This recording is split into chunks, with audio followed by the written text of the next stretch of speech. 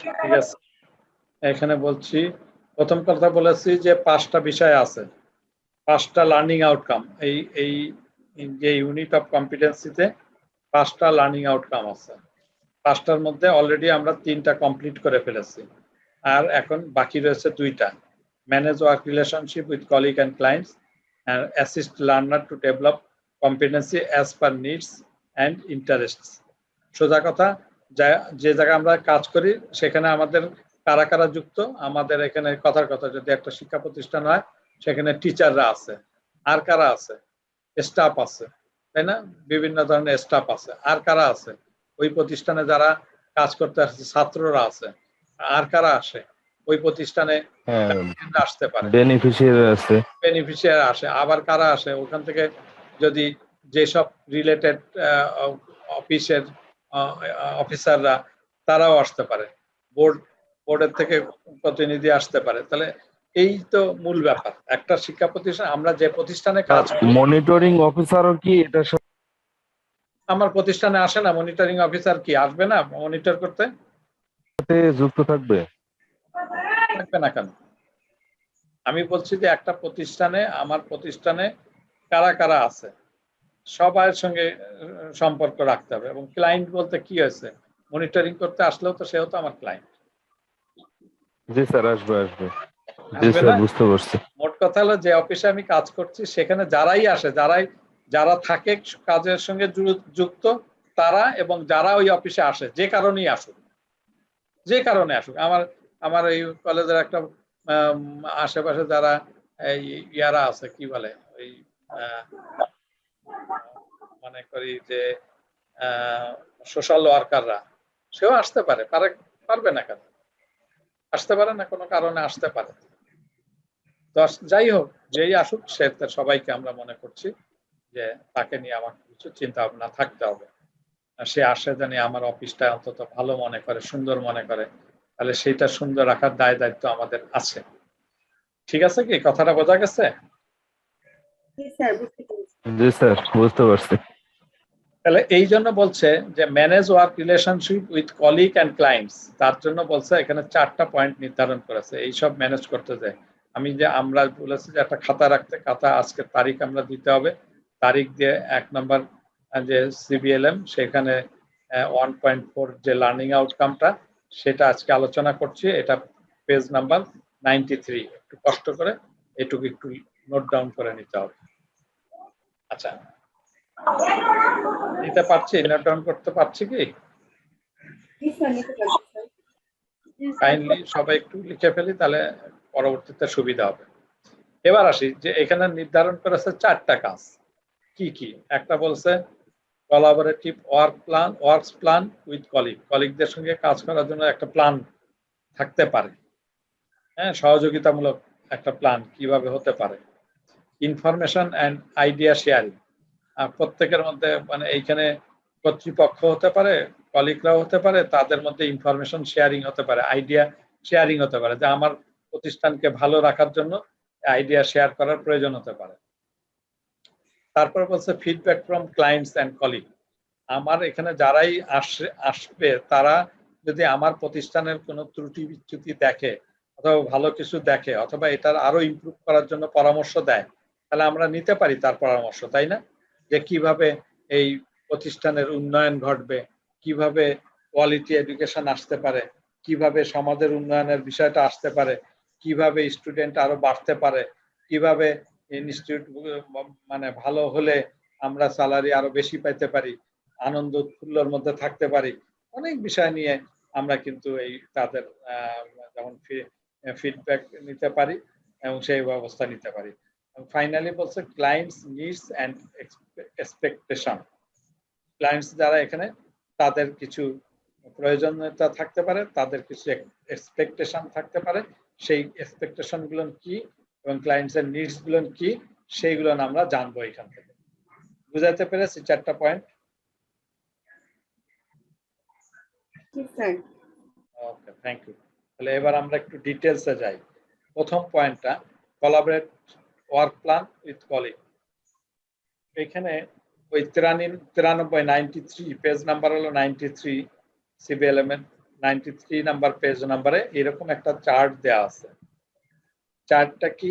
চার্টের মধ্যে লেখা আছে time management skill, project management skill, resource allocation skills, research skill, 4টা বিষয় লিখেছে আমার পুরা কাজটাকে কোলাবরেট করার জন্য।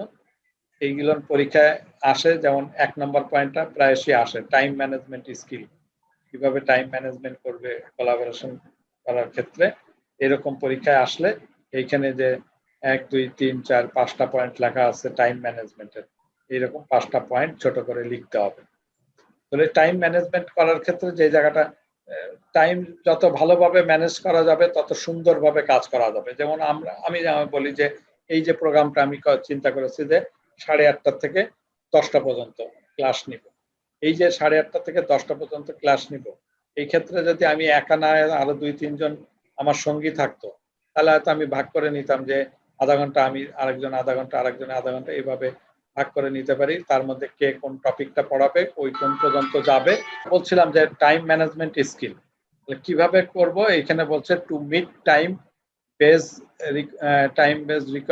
রিকোয়ারমেন্টস। স্যার এখানে টাইম ম্যানেজমেন্ট স্কিলটা মানে কোশ্চেন হিসেবে মানে কিভাবে আসতে পারে? কিভাবে টাইম ম্যানেজমেন্ট করা হয়, এই যে মানে কোলাবরেট ওয়ার্ক প্ল্যানে কিভাবে টাইম ম্যানেজমেন্ট করা হয়, হ্যাঁ, বা কলিগদের ক্ষেত্রে মানে তার ওয়ার্ক পরিচালনার জন্য কিভাবে টাইম ম্যানেজমেন্ট করা যায়, বা টাইম ম্যানেজমেন্ট স্কিলটা কি, এরকম হতে পারে। স্যার একটা কোশ্চেন আছে স্যার সিভিএলএম এ যে হোয়াট আর দ্য কি point of time management skills. Skill, right, কি পয়েন্ট টাইম ম্যানেজমেন্ট স্কিল। ঠিক আছে, শুধু এই পয়েন্টটা যে কথাটা বললো সেই কথাটাও এই একই কথা, টাইম ম্যানেজমেন্ট স্কিল নিয়ে ওইভাবে বিভিন্নভাবে প্রশ্ন আসে।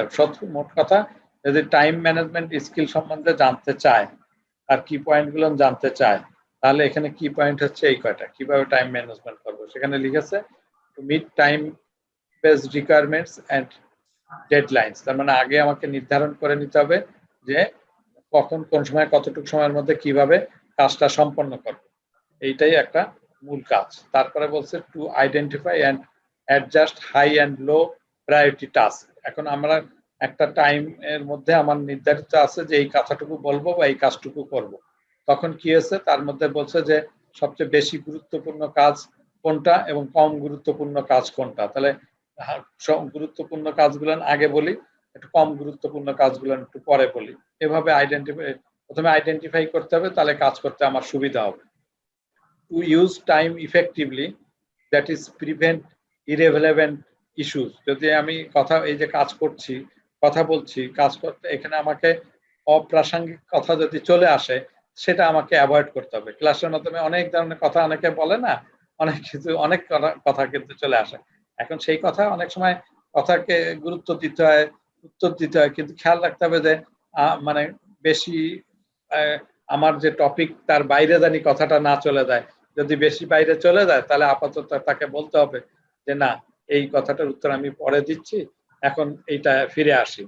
হ্যাঁ, এভাবে আমাকে কাজ করতে হবে। অর্থাৎ ইরেলেভেন্ট যে ইস্যুগুলো আছে, সমস্যা আছে, যে বিষয়গুলো আছে, সেটাকে অ্যাভয়েড করে আমাকে ইফেক্টিভলি কাজ করতে হবে ওই টাইমের মধ্যে।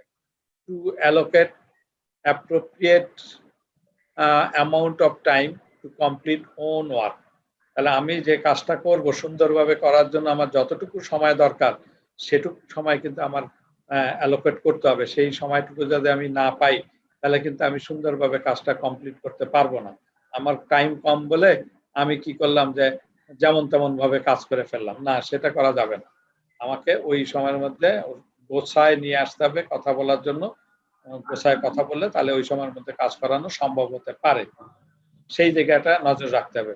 Two complete task assigned to you within agreed timeline, তাহলে যেটুকু আমার সময় বরাদ্দ আছে সেইটুকু সময়ের মধ্যেই আমাকে টাস্কটা কমপ্লিট করার চিন্তা ভাবনা রাখতে হবে। বোঝা গেছে কথাগুলো? এই কথাগুলো আমরা কিন্তু সবাই বুঝি, সেইটাই পয়েন্টটাকে কয়েকটা ভাগে ভাগ করে 3-4টা পয়েন্ট অ্যাটলিস্ট দিতে হবে। বোঝা গেছে কথা? জি স্যার। জি স্যার। তাহলে এটা একটা ইম্পর্টেন্ট ব্যাপার যে কোনো কাজের ক্ষেত্রে। শুধু আসলে ক্লাসের কথা বলা হয়নি, প্রত্যেকটা কর্মক্ষেত্র যদি টাইম ম্যানেজমেন্টটা যদি খুব ভালো হয়, তাহলে প্রপার ইউটিলাইজ হয়, তাহলে আউটপুটটা ভালো আসবে, অনেক ভালো আসবে, এটা আমরা জানি। আচ্ছা, এর বাইরে আছে প্রজেক্ট ম্যানেজমেন্ট স্কিল, সেটা হচ্ছে to manage multiple task and resource simultaneously. একই সঙ্গে একাধিক কাজ থাকতে পারে, সেই একাধিক কাজ ম্যানেজ করার বিষয় থাকতে পারে। অবশ্যই এখানে ডিপেন্ড করে, যেমন কথার কথা কলেজের প্রিন্সিপাল, তাকে কিন্তু অনেকগুলো দিক লক্ষ্য করতে হয়, তার সেই সবগুলো সাবজেক্টের ক্লাস হচ্ছে কিনা, প্র্যাকটিক্যাল হচ্ছে কিনা, এই মেলামাল আছে কিনা, ছাত্ররা আসছে কিনা, গার্জিয়ান, তাহলে কত ধরনের কাজ কিন্তু তাকে ম্যানেজ করতে হয়। প্রত্যেকের ক্ষেত্রে কিন্তু একাধিক কাজ হয়। একজন টিচার, তাকেও তো অনেক বিষয় ম্যানেজ করতে হচ্ছে, স্টুডেন্ট ম্যানেজ করতে হচ্ছে, কলিগকে ম্যানেজ করতে হচ্ছে, অথরিটিকে ম্যানেজ করতে হচ্ছে, ছাত্রকে ম্যানেজ করতে হচ্ছে। সো এই মাল্টিপল যে কাজ, সেটা ম্যানেজ করতে হয়। তাহলে একটা প্রজেক্টের ক্ষেত্রে যদি আলাদাভাবে চিন্তা করি যে হ্যাঁ, এরকম একটা প্রজেক্ট নির্ধারিত হয়েছে, সেই প্রজেক্টের ক্ষেত্রে একটা প্রজেক্টের ক্ষেত্রে তার আবার অনেকগুলো কাজ থাকে, সেই কাজগুলোকে ঠিক একইভাবে ম্যানেজ করা। আমি ইন্ডিভিজুয়াল একটা কথা বললাম বোঝানোর জন্য। এবার যদি বলি যে আমার হাতে একটা প্রজেক্ট নেওয়া হয়েছে, সে কথার কথা যে আমরা চিন্তা করলাম যে পিকনিক করবো। পিকনিকটা একটা প্রজেক্টের কথা চিন্তা করি, তাহলে পিকনিক করতে গেলে তার মধ্যে অনেকগুলো আয়োজন আছে না, গাড়ির আয়োজন করতে হবে, টাকা কালেক্ট করতে হবে, কি জিনিস রান্না বান্না করতে হবে, কারা এখানে অংশগ্রহণ করবে, ছেলেরা মেয়েরা তারা সুষ্ঠুভাবে সেখানে যাইতে পারলো কিনা, কোন কোন প্রিমিজে যে আমি পিকনিকটা করব। তাহলে এই যে একটা কাজ, একটা প্রজেক্ট, তাহলে প্রজেক্টের ভ্যারাইটিস রকমের কাজ থাকে, সাইমালটেনিয়াসলি রিসোর্স গুলো ব্যবহার করে তার মাল্টিপল টাস্ককে আমার ম্যানেজ করতে হবে। অর্থাৎ রিসোর্স ইউজ করতে পারলে কাজগুলো ইজি হয়, হ্যাঁ, সমস্যাগুলো কমে আসে, এটাই বলছে। তৃতীয় কথা বলছে রিসোর্স অ্যালোকেশন স্কিল। এবার আসছে কোন ধরনের রিসোর্স, একটা কাজ করতে গেলে অনেক ধরনের রিসোর্সের দরকার হয়। To determine project requirements by breaking them down into task and identify the equipments, materials and people needed. তাহলে আমরা যদি কোনো একটা প্রজেক্টের রেসপেক্টে কথা বলে থাকি, তাহলে সেই অংশ প্রজেক্টের মধ্যে ছোট ছোট অংশে ভাগ করব আমাদের কাজগুলোকে। তারপরে তার জন্য যে যে ম্যাটেরিয়াল, যে যে ইকুইপমেন্ট, যে যে মানুষ দরকার। যেমন একটু আগে যেটা বললাম, যদি পিকনিকই একটা কাজ হয়ে থাকে, তাহলে পিকনিকের অনেকগুলো কাজ, রান্না বান্না একটা কাজ, বাজার করা একটা কাজ, তারপরে বাস কালেক্ট করা একটা কাজ। তাহলে এইসব কাজগুলো করার জন্য কিন্তু লোকজন ভাগ করে নিতে হবে, যে টিম ওয়ার্ক, এটাকে বলে টিম ওয়ার্ক। টিম ওয়ার্ক করে যদি আগে নিতে পারি, আবার যে ধরনের ম্যাটেরিয়ালস লাগবে সেটার কথা চিন্তা করতে পারি, যে ধরনের ইকুইপমেন্টস লাগবে সেটার কথা চিন্তা করতে পারি। সে আমরা একটা ইয়া করব, কথার কথা যে একটা ওয়ার্কশপ করব। তাহলে এখানে ওয়ার্কশপ করতে গেলে সেখানে কি ওয়ার্কশপের মধ্যে অনেকগুলো কাজ থাকতে পারে, সেই কাজগুলোকে আমরা ছোট ছোট কাজে বিভক্ত করে চিন্তা করে ভাগ করে কাজ করতে পারি। সেই ওয়ার্কশপটা সাকসেসফুল করার জন্য যে ধরনের রিসোর্স ম্যাটেরিয়ালস লাগবে, যে ধরনের ইকুইপমেন্টস লাগবে, সেগুলো আইডেন্টিফাই করতে হবে এবং সেই অনুযায়ী ব্যবস্থা গ্রহণ করতে হবে। To take advantage of available resources, যদি যে রিসোর্সগুলো আমার কাছে অ্যাভেলেবল আছে, সব অনেক আমার অনেক ইনস্ট্রুমেন্টের কথা আমি চিন্তা করতে পারি ভালো হওয়ার জন্য, কিন্তু সব ইনস্ট্রুমেন্ট আমি পারচেস করা অথবা ভাড়া করা অনেক ক্ষেত্রে কষ্টসাধ্য হয়। তাহলে আমার কলেজে যেগুলো আছে সেই অ্যাভেলেবল রিসোর্স গুলোকে ব্যবহার করে যদি আমি কাজ নিতে পারি, সেখানে সেই অ্যাডভান্টেজ নিতে পারি, তাহলে সবচেয়ে ভালো হয়। কমপ্লিট ওয়ার্ক টাস্ক ইফেক্টিভলি, অবশ্যই সেটা কার্যকারীভাবে কাজ করতে হবে, তবেই সেই প্রোগ্রামটা সুন্দর হবে। তাহলে রিসোর্স অ্যালোকেশনের মাধ্যমে আমি সুন্দরভাবে কাজ করার ক্যাপাবিলিটি আমার আছে। এখানে 3টা পয়েন্ট বলেছে। Research skill, to collect, analyse and organize information to inform the subsequent work practices and processes.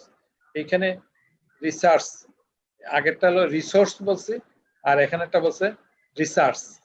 Research research করা এক জিনিস, আর রিসোর্স বলতে ম্যাটেরিয়ালস ইকুইপমেন্টস কে বোঝাচ্ছে, আর রিসার্চ বলতে বোঝাচ্ছে যে এইগুলো নিয়ে অনেক বেশি আলোচনা করা, ডিসকাস করা, অ্যানালাইসিস করা, এইগুলো।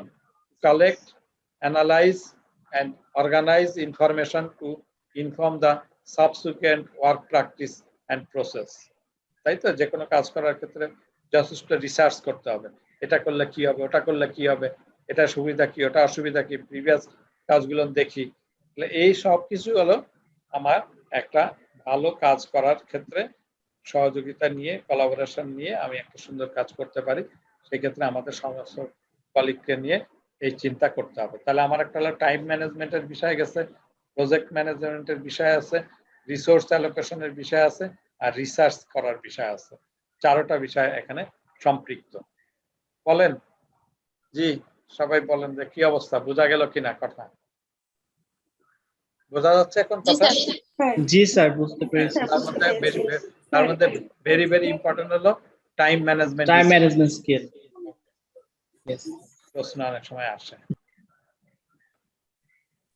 স্যার এই যে যদি আমাদের বলে টাইম ম্যানেজমেন্ট স্কিলের কথা, তখন আমরা এই 4টা পয়েন্ট কিভাবে দিলে হবে? প্রথম কথা হচ্ছে যদি শুধু বলে টাইম ম্যানেজমেন্টের কথা, তাহলে তো টাইম ম্যানেজমেন্টের এই অংশে কি পয়েন্ট, টাইম ম্যানেজমেন্টের কি পয়েন্ট এখানে 5টা লিখেছে, এখান থেকে 2টা 3টা দিলেও চলবে। বোঝা গেছে? আর যদি বলে collaborate work plan with colleague, তাহলে কলিগদের সঙ্গে নিয়ে, কলিগদের সহযোগিতা নিয়ে কিভাবে ওয়ার্ক প্ল্যান করা যায়, তখন কিভাবে ওয়ার্ক প্ল্যান করা যায়, তখন এই 4 ধরনের ব্যাপার, time management skill, project management skill, resource allocation skill এবং রিসার্চ স্কিল, এই 4টা নাম বললেই হবে। ঠিক আছে। ঠিক আছে? আর কোনো একটার মধ্যে ডিটেলস বললে তখন এইটা ক্লিয়ার। 2 ভাবে কথা বলা হয়েছে। জি স্যার, বুঝতে পেরেছি। ওকে, এটা কয় নাম্বার? আগেরটা 93 নাম্বার পেজে ছিল, এটা হলো 95 নাম্বার পেজে। Feedback from clients and colleague. তাহলে আমাদের কলিগের কাছ থেকে এবং ক্লায়েন্টসের কাছ থেকে আমাদের বিভিন্ন রকমের ফিডব্যাক নিতে পারলে আমরা ভালো কাজ করতে পারবো। তাহলে ফিডব্যাক নেওয়ার ক্ষেত্রে কি কি আছে, যে ক্লায়েন্টের কাছ থেকে এবং কলিগের কাছ থেকে কি কি ফিডব্যাক নেওয়া যায়, এরকম প্রশ্ন আসলে এই যে কয়েকটা পয়েন্ট এখান থেকে কয়েকটা লিখে দিলে হবে। কলিগ কোন কলিগ বলতে কারা? Colleagues from within the training and or assessment organization, অর্থাৎ ওই যে ট্রেনিং যেখানে চলছে সেখানের সঙ্গে যারা যারা যুক্ত আছে তারাই আমার কলিগ। হ্যাঁ, সেই ট্রেনিং সেন্টারের কলিগ হতে পারে। আরেকটা, যদি আমি ক্লাস করাই তখন সেটা ট্রেনিং সেন্টারের ক্ষেত্রে। যদি আমি পরীক্ষা নিতে যাই, কোনো জায়গায় অ্যাসেসমেন্ট করাতে চাই, তাহলে অ্যাসেসমেন্ট অর্গানাইজেশনের ক্ষেত্রে যারা এখানে যুক্ত ওই কাজ করার ক্ষেত্রে, ওই অ্যাসেসমেন্ট নেওয়ার ক্ষেত্রে, দেখা গেল 3 জন 4 জন বাইরের থেকে লোক আসছে, বোর্ডের থেকে লোক আসছে, তারাই তখন আমার কলিগ। সুতরাং তাদের কাছে আমার ফিডব্যাক নিতে হতে পারে, পরামর্শ নিতে হতে পারে কাজটা সুন্দর করার জন্য। আচ্ছা, colleague from other training and or assessment organization, আমার এই ট্রেনিং সেন্টারে যারা কলিগ আছে তাদেরও যেমন নিতে পারি, তেমনি ভাবে আবার বাইরের থেকেও যেসব ট্রেনিং সেন্টার সেখান থেকে একটু নিতে পারি তাদের পরামর্শ। আচ্ছা, আরেকজন একটু পড়ো তো এখান থেকে সিডি এগুলো। Colleagues from within the training and or assessment organization, colleagues from other training and or assessment organization, clients from enterprise and industry sector, clients from government department and other organizations, individual learners, employees, apprentices and trainees, and candidate for assessment. জি sir. আর একটু ফোনে আছেন সম্ভবত, sir phone আসছে। আচ্ছা আচ্ছা, তাহলে আমরা feedback from client and colleague sir একটু কথা বলছি যে manager relationship with colleagues and clients, এখানে হচ্ছে বি নাম্বারটা ইনফরমেশন এন্ড আইডিয়া, এটা কি মানে মিস্টেক স্যার? 3 নাম্বারে চলে feedback from clients and colleagues, B নাম্বারে কিন্তু ছিল যে ইনফরমেশন আইডিয়া। স্যার তো প্রথমে বুঝাইছেন collaborate works plan with colleagues, ঠিক আছে, তারপরে আসবে হচ্ছে ইনফরমেশন এন্ড আইডিয়া শেয়ারিং। হ্যাঁ হ্যাঁ, ইনফরমেশন এন্ড আইডিয়া শেয়ারিং, এটা স্কিপ এটা মনে করেছি মিস্টেক হয়ে গেছে এটা সম্ভবত। স্যার। সি নাম্বার হবে, সি নাম্বারে যে হবে ফিডব্যাক ফ্রম ক্লায়েন্টস। হ্যাঁ, ইনফরমেশন আইডিয়া শেয়ারিং হবে। হ্যাঁ, সরি, হয়েছে, আলোচনা করছো, বলছো সবগুলো বুঝায়। স্যার আমরা তো ইনফরমেশন আইডিয়া শেয়ারিংটা একটু স্কিপ করে গেছিলাম। না, এটা তো 3 নম্বরে বলছে clients from enterprise and industry sector. তাহলে ইন্ডাস্ট্রি সেক্টরের সঙ্গে যারা যুক্ত আছে এরাও কিন্তু আমার ক্লায়েন্ট। এন্টারপ্রাইজ যেমন আমি বলি একটা ট্রেনিং সেন্টারে আমাকে বললো একটা ইন্ডাস্ট্রি থেকে, সে আমি বললাম যে কথার কথা ইউসেফের কথাই বলি, ইউসেফের প্রিন্সিপাল বললো যে স্যার আমার এখানে 10 জন টিচার আছে, তো 10 জন টিচার একটা লেভেল 4 কোর্স করবে, তাহলে এই লেভেল 4 কোর্সটা আপনি কন্ডাক্ট করে দেন। বলতে পারে না? তাহলে এখন কি হচ্ছে, এই ইউসেফ কিন্তু ইউসেফ কিন্তু আমার ক্লায়েন্ট হয়ে গেল। তাহলে এইরকম ইউসেফের মতন আরো অনেক প্রতিষ্ঠান থাকতে পারে, তারাও এসে আমার কাছে এই ধরনের আমার যেহেতু আমার এরকম একটা আরটিও আমি রেজিস্টার্ড অর্গানাইজেশন, সুতরাং আমার কাছে অন্য কোনো প্রতিষ্ঠান যারা মনে করে যে এই সাপোর্ট নিয়ে তাদের মানে তাদের টিচারকে ডেভেলপ করবে, তো সেই ক্ষেত্রে আমার সঙ্গে কন্ট্যাক্ট করতে পারে। এমন হতে পারে যে ইন্ডাস্ট্রি থেকে এসে তারা বলল যে আমার কিছু টিচার আছে, এমপ্লয়ি আছে, তারা অ্যাসেসর হিসেবে তৈরি হতে চায়, আমাদের একটা ট্রেনিং এর আয়োজন করেন, তাহলে তারাও আমার ক্লায়েন্ট হতে পারে। যেমন এই যে টিটিসিতে এখন যে ট্রেনিং গুলো হচ্ছে, ইন্ডাস্ট্রি থেকে অনেকে কমিউনিকেট করে যে তারা এই কোর্স করতে চায়, তাহলে তারা সেই ক্ষেত্রে ক্লায়েন্ট হচ্ছে। বোঝা গেছে কি? ক্লায়েন্ট ফ্রম, তাহলে এই যে তখন তারা করতে চাইবে, তখন তো তারা তাদের মতন করে নিতে চাইবে, তাদের কোনটা কম মানে জানা দরকার, কোন অংশ সে কোর্স করেছে কি করে নাই, তারা এই কিভাবে হলে আরো ভালো হয়। ক্লাস শুরু হওয়ার পরে তারা দেখলো যে না, এইটা আমাদের এইভাবে বললে আমরা বুঝতে পারছি না, এইভাবে আমাকে অ্যারেঞ্জমেন্ট না করে অন্যভাবে করেন, বা অনলাইনে কাজ করতে হবে, আমরা এখন এই করোনার মধ্যে আসতে পারবো না, এরকম অনেক বিষয় আসতে পারে। তাদের কাছে আমরা ফিডব্যাক নিয়ে প্রপার কাজ করার ব্যবস্থাটা গ্রহণ করব। তাহলে আমার ক্লায়েন্ট সে এন্টারপ্রাইজ হোক অথবা ইন্ডাস্ট্রি হোক, তাদের কাছে আমার বিভিন্ন ব্যাপারে ফিডব্যাক নেওয়া প্রয়োজন হতে পারে। বুঝাইতে পেরেছি কথাটা?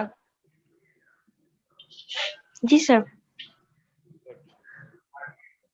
Clients from government departments and other organization, তাহলে এই গভর্নমেন্ট ডিপার্টমেন্টের তারাও আমার ক্লায়েন্ট হতে পারে। যেমন ডিটি, কারিগরি শিক্ষা অধিদপ্তর, সে যদি আমাদের এখানে আসে কোনো একটা বিষয় নিয়ে, হ্যাঁ, আমাদের যদি সরকারি প্রতিষ্ঠান হইতে আসতে পারে, অথবা বিটিবি থেকে আসতে পারে, তারা এসে আমাদের, তারা তো গভর্নমেন্ট অর্গানাইজেশন, তারা এসেও আমাকে বিভিন্ন ব্যাপারে পরামর্শ দিতে পারে যে ঠিক আছে এই কোর্সটা আপনারা চালান, তাহলে ভালো হবে, বা এইভাবে আমরা সহযোগিতা দিতে চাই, এই তাহলে সহযোগিতা যখন দিব তাহলে আমার কিছু পরামর্শ থাকবে, সেই পরামর্শটা তারা নিতে হবে। হ্যাঁ, তাহলে সেই ক্ষেত্রেও তারা আমার ক্লায়েন্ট, তাদের সঙ্গে আমার ফিডব্যাক দিলে সেই ফিডব্যাক অনুযায়ী কাজ করবো। আমি একটা স্টেট বলি, যেমন স্কিলস 21 টিটিসি কে দিয়েছে কাজ, আমাকেও দিয়েছে, একটা কন্ট্রাক্ট হয়েছে আইআইএসটি তে। এই করোনার জন্য আমরা শুরু করতে পারি নাই, তাহলে সেখানেও আমরা শুরু করব। তো ওইখানে যদি তাদের পরামর্শ থাকে যে না, আপনারা আমাকে কিভাবে কাজগুলো করবেন, একটা প্রোগ্রাম শিডিউল দেন, যেমন তোমাদের এটা আমি করেছি, এক্ষেত্রে আমার কাছে চেয়েছে প্রোগ্রাম শিডিউল, আমি কিন্তু তাদেরকে পাঠায় দিয়েছি। তারা মনিটরিং করতে চাইতে পারে, তাহলে তারা তাদের আমার কাছে এইখানেও লিঙ্ক চাইতে পারে, তারপরে তারা দেখার পরে ফিডব্যাক দিতে পারে যে আপনি ক্লাসে এইভাবে নেন, এইভাবে নেন, অমুক করেন, তমুক করেন, তাহলে সেই ফিডব্যাক আমি তাদের কাছে নিতেই পারি, তাই না? বোঝা গেছে? বিভিন্ন অর্গানাইজেশন হতে পারে, গভর্নমেন্ট ডিপার্টমেন্টও হতে পারে, তারা আমার ক্লায়েন্ট, তাদের কাছে আমার ফিডব্যাক নেওয়ার প্রয়োজন হতে পারে কাজটাকে সুন্দরভাবে করার জন্য। Individual learners, employees, apprentices and trainees, তাহলে ইন্ডিভিজুয়াল লার্নার, এই যে তোমাদের মধ্যে কেউ আমাকে পরামর্শ দিতে পারে, তোমাদের কাছে এই যে বারবার জিজ্ঞাসা করি, আচ্ছা কোন টাইমে হলে ভালো হবে, কয়দিন বন্ধ রাখলাম, আচ্ছা কি এই যে গেলেন আলোচনা, কি আবার আলোচনা করব কিনা, বা এই যে তাদের এই বুঝতে অসুবিধা হচ্ছে কিনা, তাহলে আমি নিতে পারি না ফিডব্যাক তোমাদের কাছ থেকে? কি বলো? জি স্যার। সেক্ষেত্রে লার্নার তারা একটা এমপ্লয়ি হতে পারে, এখানে যারা এমপ্লয়ি আছে জি স্যার। তারাও আমার ক্লায়েন্ট হতে পারে। হ্যাঁ, অ্যাপ্রেন্টিস হিসেবে যে কাজ করছে তারাও হতে পারে, ট্রেনি যারা এখানে ট্রেনিং দিচ্ছে তারাও, তাদের কাছেও অথরিটি ফিডব্যাক নিতে পারে। এরপরে আসছে ক্যান্ডিডেটস ফ্রম অ্যাসেসমেন্ট, যখন কখন অ্যাসেসমেন্ট হয় সেখানে যেসব ক্যান্ডিডেট উপস্থিত হয় তাদের কাছেও আমি ফিডব্যাক নিতে পারি। কথার কথা, তোমরা যখন টিটিসিতে পরীক্ষা অ্যাসেসমেন্ট দিতে বসবা, সেইখানে অ্যাসেসমেন্ট দিতে বসার পরে ওই জায়গার প্রিন্সিপাল তোমার কাছ থেকে ফিডব্যাক নিতে চাইলো যে কেমন হয়েছে ক্লাস, বা এখানে আমাদের তুমি যে পরীক্ষা দিতে আসছো 9টার সময় আসতে অসুবিধা হচ্ছে কিনা, বা এখানে বসতে অসুবিধা করছে কিনা, কোনো কিছু লাগবে কিনা, সাপোর্ট সার্ভিস কিছু লাগবে কিনা ইত্যাদি ফিডব্যাক নেওয়ার দরকার আছে কাজ করার জন্য। তাহলে বোঝা গেছে যে ক্লায়েন্ট এবং কলিগের কাছে কি ফিডব্যাক হতে পারে। কলিগ দুইটা পয়েন্টে দিয়েছে আর বাকি সব ক্লায়েন্ট। তো যাই হোক, আমরা বুঝতে পেরেছি ট্রেনিং এর সঙ্গে যুক্ত অথবা অ্যাসেসমেন্টের সঙ্গে যুক্ত যারা তাদের কাছে নিতে পারি। আমাদের এই ট্রেনিং ছাড়া অন্য জায়গায় ট্রেনিং চলতেছে সেসব যারা কলিগ তাদের কাছে আমরা পরামর্শ নিয়ে আমাদের কোর্সটাকে ভালো করার চেষ্টা করতে পারি।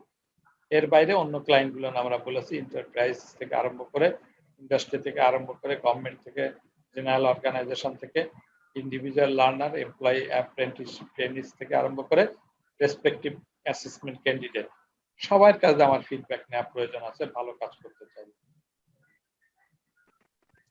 স্যার এখান থেকে কি টাইপের কোশ্চেন হতে পারে? এইখান থেকে প্রশ্ন ওই যে ক্লায়েন্ট এবং কলিগের কাছে ফিডব্যাক নিতে চাইলে কিভাবে নিবে, তখন এই পয়েন্টগুলো বলতে হবে। কিভাবে ফিডব্যাক নেবে ক্লায়েন্ট এবং কলিগের কাছ থেকে, তখন এই পয়েন্টগুলো বলবে। বোঝা গেছে? স্যার কলিগের কাছে বললে উপরে 2টা দেব, আর যদি ক্লায়েন্ট পার্টিকুলার রাইট, যদি শুধু ক্লায়েন্ট বলে তাহলে এই 2টা দিলেও চলবে, আর শুধু কলিগ বলে তাহলে এই 4টা দিলে, আর ক্লায়েন্ট আর কলিগ উভয়কে বলে তাহলে সবটা দেব। হ্যাঁ, তাহলে মানে সবকটা না দিলে সহকর্মী এবং গ্রাহক একই সঙ্গে কিন্তু ক্লায়েন্ট কারা তাও বোঝা গেল। খালি এমন পরীক্ষা আসে যে ক্লায়েন্ট বলতে কি বুঝো, তাহলে কিন্তু এই যে individual learner, employees, apprentice, trainers, হ্যাঁ, ক্যান্ডিডেট ফ্রম অ্যাসেসমেন্ট, এরা সব আমার ক্লায়েন্ট। তারপরে enterprise government department and other agency আর ক্লায়েন্ট। এই ক্লায়েন্ট কারা যদি বলে তাও কিন্তু এই প্রশ্নের উত্তর কিন্তু এখান থেকে দেওয়া যাবে। বোঝা গেছে? 2টা উত্তর কিন্তু এখান থেকে হয়ে গেল। Clients needs and expectation, clients কি আশা করে, তার কি নিডস, এটাও 95 নাম্বার পেজ, 3টা পয়েন্ট এখানে আছে। Ensuring needs and expectation of clients, হ্যাঁ, এটাকে এনশিওর করতে হবে যে তার কি ক্লায়েন্টের কি প্রয়োজন আছে, কি তারা এক্সপেক্ট করে। অর্থাৎ ক্লায়েন্ট এক্সপেক্ট করতেছে সে কানে কম শোনে, তাহলে আমার একটু হেয়ার এইডস লাগবে, অথবা আমার একটু সর্দি আছে, আমি এই ফ্যানের নিচে বসতে চাই না, আমাকে একটু ফাঁকা জায়গায় বসাতে হবে। ক্লায়েন্ট যা যা চায়, তার যে নিডস আছে সেটা এনশিওর করতে হবে। Developing effective communication strategies to maintain client relationship, আমাকে ইফেক্টিভ কমিউনিকেশন স্ট্র্যাটেজিস তৈরি করতে হবে। অর্থাৎ কি বলা আছে, একজনে বললো যে স্যার আমার লার্নিং ম্যাটেরিয়ালসটা আমি পাই নাই, তাহলে আমাকে দাও। অনেক যে বললো যে অনেকে বললো যে প্রিন্ট করতে আমাকে যদি একটু সহযোগিতা করেন তাহলে ভালো হয়। আমি বললাম হাসান, তোমার যা খরচ হয় এখান থেকে খরচ ওনাদের কাছে নিয়ে ওনাকে এই প্রিন্ট করার ব্যবস্থা করে দাও। তাহলে ও করে দিল, তাহলে এইখানে একটা কাজ হলো। অথবা বলা হলো যে ঠিক আছে, তার সফট কপি তার কম্পিউটারে পাঠায় দাও মেইল করে। তাহলে এই যে এখানেও কিন্তু আমার সহযোগিতা করার বিষয় আসলো, এতে করে আমি ভালো পারফর্ম করতে পারলাম। অথবা ওর ফোনে তাকে কিছু পরামর্শ দেওয়া, সে জানতে চাইলো ক্লায়েন্ট, সেই জায়গায় সে পরামর্শ দেওয়াটাও কিন্তু ক্লায়েন্টের সঙ্গে একটা ভালো রিলেশন তৈরি হলো। হ্যাঁ, এই কাজও হতে পারে। Developing process to evaluate and improve client satisfaction, এই যে ক্লায়েন্টকে স্যাটিসফাইড করার জন্য কি হচ্ছে, আমরা ফরমেটিভ টেস্ট নিচ্ছি, বিভিন্নভাবে পরীক্ষা নিচ্ছি, তাকে সঙ্গে সঙ্গে এভালুয়েট করে ফিডব্যাক দিচ্ছি যে তুমি তোমার এটা সঠিক হয়েছে, এটা হয়নি, এত মার্ক পেয়েছো, আর ওই জায়গায় এইভাবে না লিখে এটা লিখতে হবে। তাহলে এইভাবে developing process to evaluate and improving client satisfaction, যদি আমি প্রপারলি ইভ্যালুয়েট করতে পারি, করে তাকে ডেভেলপ করতে পারি, হ্যাঁ, তাহলে ক্লায়েন্টের স্যাটিসফ্যাকশন আমার আসবে, এবং ক্লায়েন্ট স্যাটিসফ্যাকশনের জন্য আমার এই কাজটা করতে হবে। এটা ক্লায়েন্ট আশা করে। ক্লায়েন্ট আশা করে যে আমি যা বুঝি না আমাকে বুঝাই দিই, এটা কি ক্লায়েন্ট আশা করতে পারে না? জি স্যার। ক্লায়েন্ট আশা করতে পারে না আমি এই সময় ম্যাটেরিয়ালসটা নিতে পারি নাই, আমি কাজের মধ্যে আটকে গেছিলাম, ঠিক আছে স্যার আমি এই সময় যাব, আমাকে এটা দেন। ক্লায়েন্ট এটা আশা করতে পারে যে আমি অন্য জায়গায় প্রিন্ট করতে আমার ঝামেলা হয়, আপনার কাছ দিয়ে ওখান থেকে আমি প্রিন্ট করে নিব। তাহলে এই ব্যাপারে আমি যদি সহযোগিতা করি তাহলে আমার কাজটা আগাবে। ক্লায়েন্ট যে পরীক্ষাটা দিল, এই পরীক্ষার কোন জায়গায় ভুল হইলো স্যার এটা একটু আমাকে বুঝায় দেন, এবং তাৎক্ষণিকভাবে বুঝায় দেন।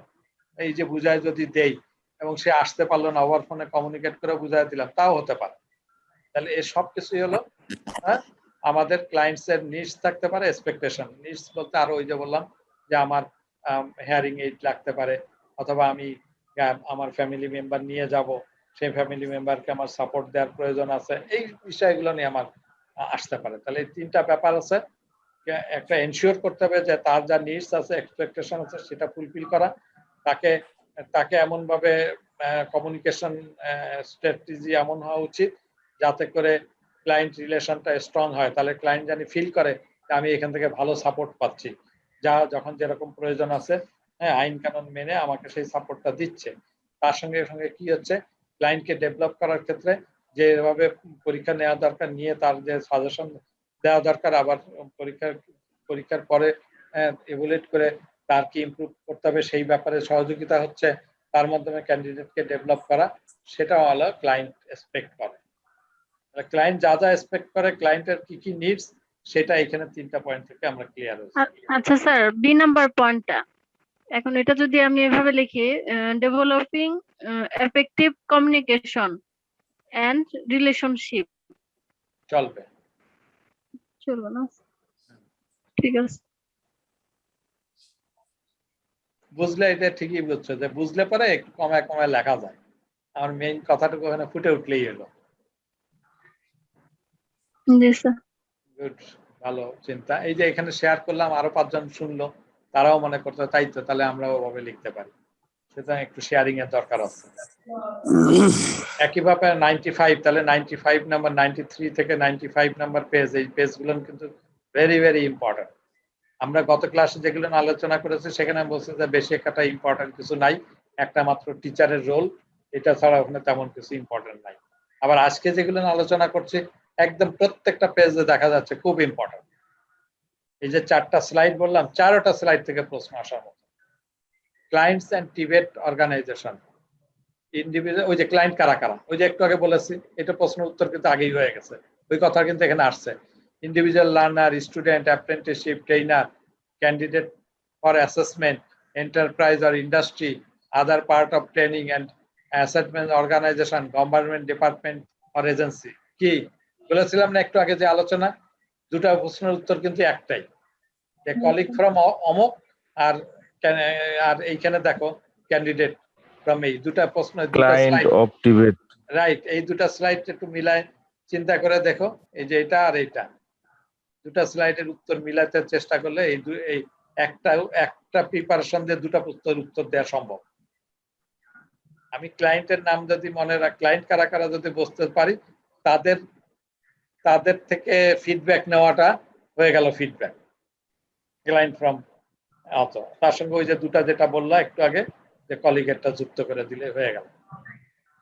সো এখান থেকে ছোট ছোট করে আমরা কিন্তু মনে রাখতে পারি, চিন্তা করতে পারি যে ক্লায়েন্ট কারা, তাহলে ক্লায়েন্টের রেসপেক্টে তাদের ফিডব্যাক নেওয়াটাও ক্লায়েন্ট ফিডব্যাক, আর তার সঙ্গে ওই কলিগ। ওকে,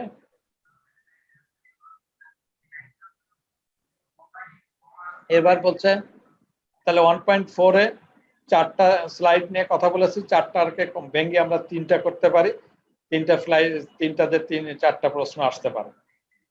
এবং 95 নম্বর পেজ মানে 9345, 9345 এই 3টা পেজ ভেরি ভেরি ইম্পর্টেন্ট, এটা আমরা লিখে রাখলে হয়, ওইটা আমরা একটু ভালো করে পড়ব। তাহলে 1.4 শেষ, আমরা শুরু করতে যাচ্ছি 1.5 এই বিষয়টা নিয়ে। তাহলে 1.5 এ কি বলেছে, সেখানে বলছে assist learner to develop competency as per needs. তাহলে ক্লায়েন্টস এর যে নিডস গুলো কি, এক্সপেকটেশন গুলো কি আমরা আগে দেখে এসেছি, সেই অনুযায়ী তাকে যদি আমরা হেল্প করতে পারি, সাহায্য করতে পারি, তাহলে হবে। এখানে অল্প কথা একটু বুঝি, যে প্রথমে একটা 101 নম্বর পেজে বলছে জব প্রোফাইল, যেখানে আমি কাজ করব সেখানে আমার ইতিবৃত্তান্ত লেখা থাকে একটা ফাইলে, প্রত্যেকেরই জন্য আলাদা আলাদা একটা ফাইল থাকে, সেটা জব প্রোফাইল হিসাবে চিহ্নিত হয়। সেই জবে কি থাকবে, সে জবে কবে জয়েন করেছে, তার ইতিহাস, তার বায়োডাটা, এভরিথিং ওখানে থাকে, তার কি এক্সপিরিয়েন্স, এভরিথিং এখানে থাকে। তাহলে job profile developed by the personal department of a business or industry or any organization might include such things as job responsibility, required qualification, advancement prospects, and the initial pay or salary associated with the position. According to the definition of business dictionary, job profile is a description of a particular work function that includes the elements deemed necessary to perform the post effectively. তাহলে job প্রোফাইলের সংজ্ঞাটা এই যে লাস্টের যে অংশ, এই অংশটুকু দিয়ে উত্তর দেয়া সম্ভব। সংক্ষেপে যদি এইটুকু কেউ যদি বলতে চাই যে এটুকু উত্তর দেয় তাও হবে, অথবা নিজের মতন করে উপরের দিকে যে কথাগুলো লেখা আছে সেটা দিয়েও কথা বললে হয়। হ্যাঁ, বোঝা গেছে? তার যা কাজের মানে বাংলায় একটু ছোট করে বলেন, তাহলে স্যার বুঝতে একটু সুবিধা হবে। আচ্ছা, এখানে যে কথা লিখছে, job profile is a description of a particular work function. তাহলে বলা হচ্ছে জব প্রোফাইল কি, যে কাজের একটা বর্ণনা, পার্টিকুলার একটা কাজের বর্ণনা, সুনির্দিষ্ট বর্ণনা, যেখানে কি আছে, যেখানে includes the elements deemed necessary to perform the post effectively. অর্থাৎ যেই কাজে আমি নিয়োজিত আছি সেই কাজের জন্য যাবতীয় যে প্রয়োজনীয় বিষয়গুলো, মানে প্রত্যেকটা কাজ, যেমন টিচারের কাজ কি, টিচারের কাজ টাইমলি ক্লাসে আসা, প্রস্তুতি নেওয়া, সেই প্রস্তুতি নিয়ে ক্লাসে যাওয়া, ক্লাসে ভালো করে লেকচার ডেলিভারি করা এবং ছাত্রদের কাছে ফিডব্যাক নেওয়া, নিয়ে যদি আরো প্রশ্নপত্র তৈরি করার বিষয় থাকতে পারে, খাতা দেখার বিষয় থাকতে পারে, আনুষঙ্গিক গাইড দেওয়ার বিষয় থাকতে পারে। তাহলে প্রত্যেকটা কাজের রেসপেক্টে কিন্তু বলা থাকে, তার একটা ডিটেলস বর্ণনা থাকে, ওই কাজের বর্ণনা কি সেটা তার নির্ধারিত করা থাকে, এবং সেই অনুযায়ী সে নিজেকে প্রস্তুত করে, এবং সেই প্রস্তুতি অনুযায়ী যা যা কিছু করলো সেটা একটা কিছুতে লিপিবদ্ধ থাকে, একটা ফাইলে লিপিবদ্ধ থাকে। এটাই জব প্রোফাইল। জব হচ্ছে জবের জন্য, যে কাজের জন্য নিয়োজিত সেই কাজের মানে কাজের কি তার অ্যাক্টিভিটি, সেটা সেই প্রোফাইলে বর্ণনা করা থাকে। জব প্রোফাইল মানে নির্দিষ্ট একটা জবের জন্য কি কি কাজ, সেই কথাটা জব প্রোফাইলে লেখা থাকে। ঠিক আছে, মানে আমি যেমন বলি যে টিচিং একটা জব, তাহলে টিচিং প্রফেশনের জন্য কি কি কাজ, যেমন ওই জায়গায় একটু বলেছিলাম যে টিচিং প্রফেশনাল টিচারকে টাইমলি আসতে হবে, সে ওইগুলো ওই সাবজেক্ট নলেজ তাকে গ্যাদার করতে হবে, এক্সপিরিয়েন্স তার গ্যাদার করতে হবে, সেই অনুযায়ী সে ক্লাস কন্ডাক্ট করতে হবে। তার মানে hot to teach, how to teach সবকিছু এর মধ্যে থাকতে হবে। তা সেই অনুযায়ী ডেলিভারি দিবে, এবং তারপরে সে স্টুডেন্টরা ভালো করে বুঝলো কি বুঝলো না তার জন্য আবার পরীক্ষা নিতে হবে, পরীক্ষা নিয়ে তার একটা যে নলেজ আসলো সেটা ফিডব্যাক তাকে দিতে হবে, দিয়ে তাকে প্রস্তুত করতে হবে। ইন এডিশন অফ দ্যাট তার কাউন্সিলিং করা লাগতে পারে, অন্যান্য কাজ করা থাকতে পারে। তাহলে ওই জবে লেখা থাকে যে ওই জবের সুনির্দিষ্ট কি কাজ, এই কথাটা এখানে লিখেছে। Job profile is a description of particular work function, মানে একটা কাজের বর্ণনার যে ইতিবৃত্তান্ত লেখা থাকে, যার মাধ্যমে কি that include the elements deemed necessary to perform the post effectively. তার মাধ্যমে কি হচ্ছে যে ক্ষুদ্র ক্ষুদ্র বিষয়গুলো এমন ভাবে বর্ণনা করা থাকে যাতে করে ওই কাজটা ইফেক্টিভলি করা সম্ভব হয়। বুঝাতে পেরেছি এখন বাংলায়? জি স্যার, বুঝতে পেরেছি। মানে প্রথম কথা হচ্ছে, প্রথম হলো এইটুক, job profile is a description of a particular work function. এই একটা অংশ, মানে একটা কার্য, একটা কাজের যাবতীয় বর্ণনা থাকবে জব প্রোফাইলে সুনির্দিষ্ট। সুনির্দিষ্ট কাজের জন্য তার জব প্রোফাইলে মানে পার্টিকুলার একটা কাজের সব কিছু বর্ণনা থাকে। আমি একটা পজিশনে চাকরি করতে গেলাম, তাহলে আমার কাজ কি, ওই পজিশনে আমার কাজ কি তা আমি কি করে জানবো? ওইখানে যাই গেলে কি আমার কেউ শিখা দেবে? আমাকে ওই কাগজের মধ্যে লেখা থাকে যে ওই পদের লোকের জন্য কি কি কাজ। হ্যাঁ, বলতে পারে যে কাজের বাইরেও কিছু এডিশনাল কাজ, ও কথা ওই কাগজের মধ্যে লেখা থাকে যে ওই কাগজে ওই পদের মধ্যে বলা আছে যে তোমার হলো এই কাজ। সে ধরি একটা কথার কথা একটা পিয়ন, জব ডেসক্রিপশনটাই কি জব প্রোফাইল? হ্যাঁ জব ডেসক্রিপশনটাই, রাইট, জব ডেসক্রিপশনটাই জব প্রোফাইল। জি স্যার, বুঝতে পেরেছি। হ্যাঁ, এই জব ডেসক্রিপশনটার মধ্যে আবার বলেছে that includes the elements deemed necessary to perform the post effectively. ওই পোস্টে ভালো করে কাজ করার মতন যত ক্ষুদ্র ক্ষুদ্র এলিমেন্ট আছে সেইগুলো নেসেসারি এলিমেন্ট গুলো ওর সেখানে লেখা থাকে। ওই ডেসক্রিপশনের মধ্যে একটা পয়েন্ট না একাধিক পয়েন্ট লেখা থাকে, অনেক জায়গায় ভেগ টার্ম লেখা থাকে। ঠিক আছে, জব ডেসক্রিপশন, সোজা কথা, ভালো বলেছো যে জব প্রোফাইল কি, জব ডেসক্রিপশন। বললো না কথা এক কথায়? জি স্যার।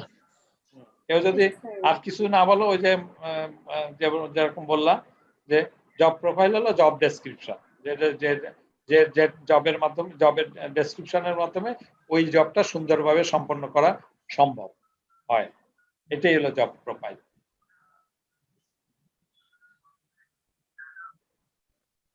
আচ্ছা, educational and training pathway for trainee public learner in Bangladesh. বাংলাদেশে যে ট্রেনার বা ট্রেনি অথবা লার্নারের জন্য যে পাথওয়ে দেওয়া আছে, এখানে কতগুলো বিষয় এই অংশটায় দেওয়া আছে। কি দেওয়া আছে দেখা যায় কি? একটু বড় করি না?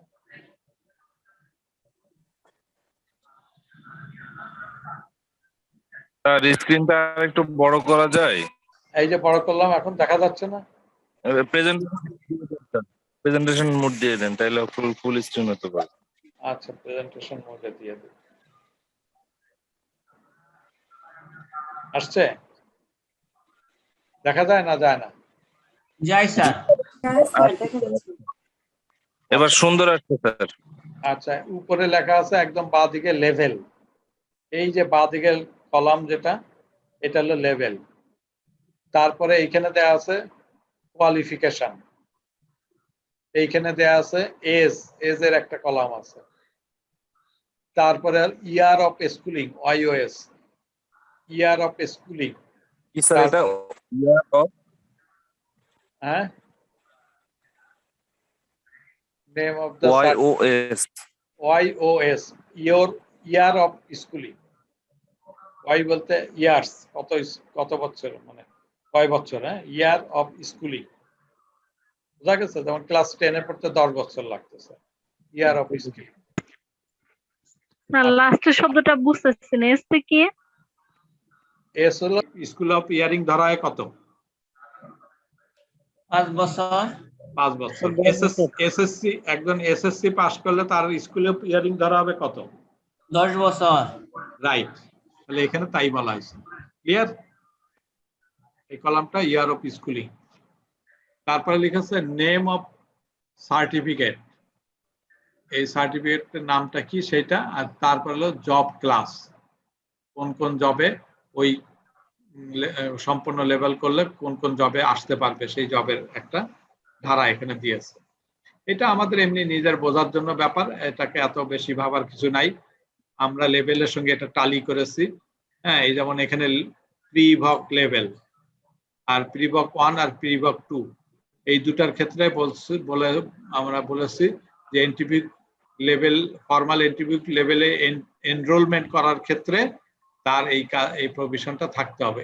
এর আর কিছু এখানে লেখা নেই। ইয়ার অফ স্কুলিং নাই, কোনো ধরনের ইয়ার স্কুলিং নাই, কোনো ধরনের সার্টিফিকেটের বিষয়টা বলে নাই। সার্টিফিকেটটা আছে, সেটা প্রিভক 1, প্রিভক 2 ওভাবে একটা সার্টিফিকেশন হয়। এই ক্ষেত্রে আমার প্রি ভোকেশনাল ট্রেনিং 2, ট্রেনিং 1 এইটা জব ক্লাসের মধ্যে বলেছে, বাট এই ক্ষেত্রে কোনো এই কোর্স করে সে কোনো জবে যাবে না। এই কোর্সটা সম্পন্ন করবে শুধুই মাত্র লেভেল 1-এ ঢোকার জন্য, তার জন্য কোনো ক্লাস করা লাগবে না। এবং এখানে ইয়ার অফ স্কুলিং এ দেখা যাচ্ছে ক্লাস 8-এর নিচে, অর্থাৎ 8 পাস করে নাই এরকম যে কেউ, যা বয়স যাই হোক না কেন, হ্যাঁ, বয়সও তার ফ্যাক্টর না, ইয়ার অফ স্কুলিং তার ফ্যাক্টর না, সার্টিফিকেট তার ফ্যাক্টর না। কথা হচ্ছে কেউ যদি লেভেল 1-এ ইন করতে চায় তাহলে মিনিমাম তাকে ক্লাস 8 পাস মানে বলার কথা, 7 পাস করার কথা বলা হয়ে থাকে।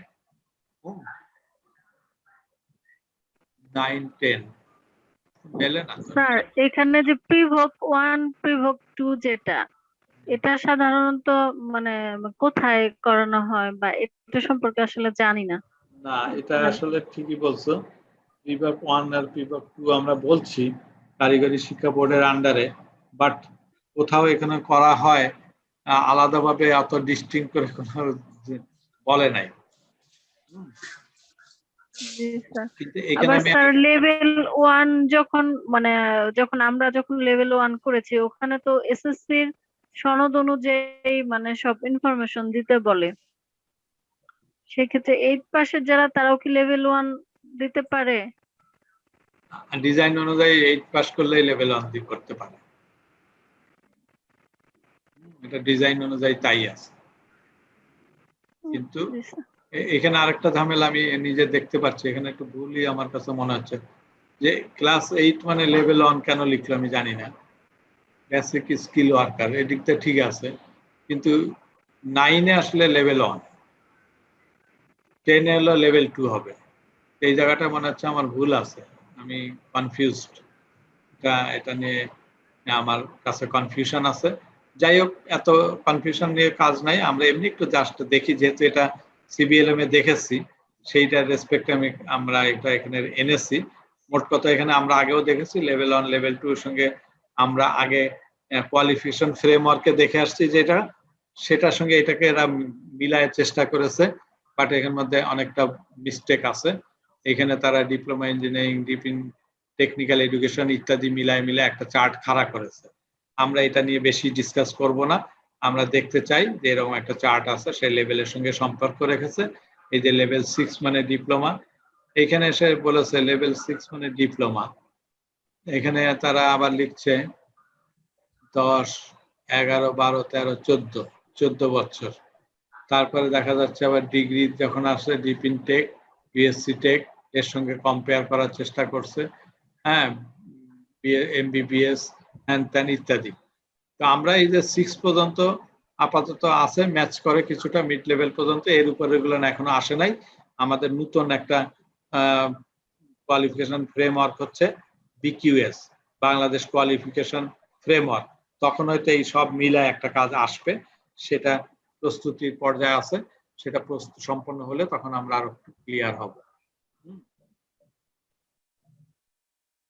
স্যার কি বলেন? বিকিউএস বাংলাদেশ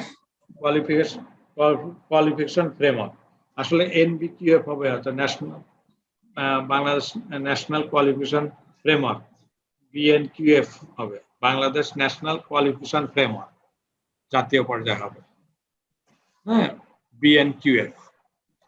তো আমি এটা নিয়ে খুব ভালো মানে এটার বেশি মাথা ঘামাতে বলতে চাচ্ছি না, এটার পিছনে বেশি সময় নিতে চাচ্ছি না, এখানে এত বেশি ব্রেন দেওয়ারও দরকার নেই। ঠিক আছে, একটা ফ্রেমওয়ার্ক এখানে দেখানো হয়েছে, এটা নিয়েও জটিলতা আছে। আচ্ছা আচ্ছা, এখানে আরো একটু কথা বলেছে, যেমন এনটিপিকিউএফ এর পাথওয়েটা কি, ওখানে যে আলোচনা আসছে সেটা ওটুকু জানলে আমার আপাতত চলবে, এর থেকে আমি বেশি এখানে কথা বলবো না।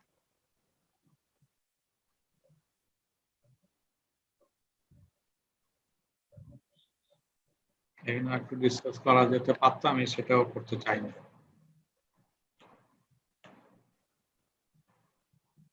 Job profile and education and training pathway for training, এটাও দরকার নেই,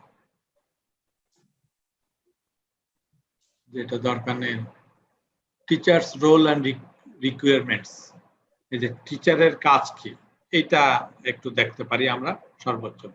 তাহলে আমরা 1.4 যেটা, সেখানে আমরা 3টা স্লাইড বা 4টা স্লাইড দেখেছি, 4টা স্লাইডকে 3টা স্লাইডে কনভার্ট করে আমরা ওখানে একটা ইম্পর্টেন্ট ওইটুকু আমরা দেখব। 1.5 এসে আমরা খুব বেশি জিনিস দেখতে পাইনি, আমরা এখানে শুধু টিচার্স রোল যেটা এন্ড রিকোয়ারমেন্ট এটা অল্প একটু দেখে রাখবো। আমরা অনেক সময় টিচারের রোল কি সেটা জানতে চাই, সেখানে আমরা দেখেছি নো অ্যাবাউট দ্য লার্নার। একজন টিচার যদি ক্লাস করাতে যায় তাহলে তা প্রথমে আগে জানতে হবে যে স্টুডেন্টের কার কি রকম অবস্থান আছে, সেটা না জানলে সে কিভাবে পড়াবে। সেজন্য আমরা একটা প্রি অ্যাসেসমেন্ট নেই, অ্যাসেসমেন্ট করে স্টুডেন্টের প্রেজেন্ট নলেজের অবস্থা বুঝে সেই অনুযায়ী পড়ানো হয়ে থাকে এবং কি কি পড়ানো হবে তাও নির্ধারণ করা হয়ে থাকে, including why they are doing the training and or assessment. হ্যাঁ, তাহলে ডুইং দ্য ট্রেনিং, কেন তারা এই ট্রেনিং গ্রহণ করবে, কেন তারা অ্যাসেসমেন্ট করবে, সেই জিনিসটা টিচারকে জানা উচিত। টিচার তার লার্নারকে জানবে, টিচারের লার্নাররা কেন এই ট্রেনিং গ্রহণ করতে চায় সেই সম্বন্ধে টিচারকে জানা উচিত। Help learners to plan their learning, লার্নারকে তার হেল্প করতে হবে তার লার্নিং ঘটানোর জন্য। ডেসক্রাইব কোয়ালিফিকেশন পাথওয়ে, বলতে হবে যে কোন কোর্স কমপ্লিট করলে কি সুবিধা পাবো, অর্থাৎ লেভেল 1 করলে কি হবে, লেভেল 2 করলে কি হবে, লেভেল 3 করলে কি হবে। ওই যে আমরা ফ্রেমওয়ার্কে দেখেছি যে ওই লেভেলে কাজ করার সুবিধাটা সে পাবে। এছাড়া যেমন আমরা দেখলাম যে ট্রেনার হিসেবে কাজ করতে গেলে কোন 12টা ইউনিট নিয়ে কাজ আমার পাস করতে হবে, ন্যাশনাল সার্টিফিকেট পাইতে হবে, তাইলে আমরা টিচার হিসেবে কাজ করতে পারবো। অ্যাসেসর হিসেবে কাজ করতে গেলে কি করব, এবং সেখানে 5টা যে ইউনিট অফ কম্পিটেন্সি এটা সম্পন্ন করে অ্যাসেসমেন্ট দিলে আমরা একটা সার্টিফিকেট পাবো, সেটাকে আমরা বলছি SOA, স্টেটমেন্ট অফ অ্যাচিভমেন্ট। তখন তাকে কিন্তু 12টা কমপ্লিট করে নাই বলে অংশ বিশেষ কমপ্লিট করেছে, সেজন্য তাকে বলা হয় SOA। কোনোভাবে যদি আমাদের মধ্যে এই জায়গায় স্টুডেন্টরা এই অ্যাসেসমেন্টে বসে এবং সে এই সবগুলো এই ইউনিটের পরীক্ষা দিয়ে দেখা গেল যে কোনো ইউনিটে সে ভালো করেছে, অর্থাৎ সে রিটেনে ভালো করেছে, সে ডেমনস্ট্রেশনে ভালো করে নাই, তখন তারপরও তাকে একটা সার্টিফিকেট দিবে। সেই সার্টিফিকেটটা সার্টিফিকেট না, সেটা লেখা থাকে SOA, স্টেটমেন্ট অফ অ্যাচিভমেন্ট, মানে অংশ বিশেষ তোমার সম্পন্ন হয়েছে, বাকিটুকু সম্পন্ন করলে ন্যাশনাল সার্টিফিকেট NC দিবে লেভেল 4। তো এই ডেসক্রাইব কোয়ালিফিকেশন পাথওয়ে, তাহলে কোয়ালিফিকেশন পাথওয়ে সম্বন্ধে বর্ণনা দিতে হবে টিচারকে স্টুডেন্টকে বোঝার জন্য। Take the invitation to generate and encourage communication, এই যে কমিউনিকেশন বাড়ানোর জন্য সে ইনিশিয়েট নিতে হবে, টেক ইনিশিয়েট।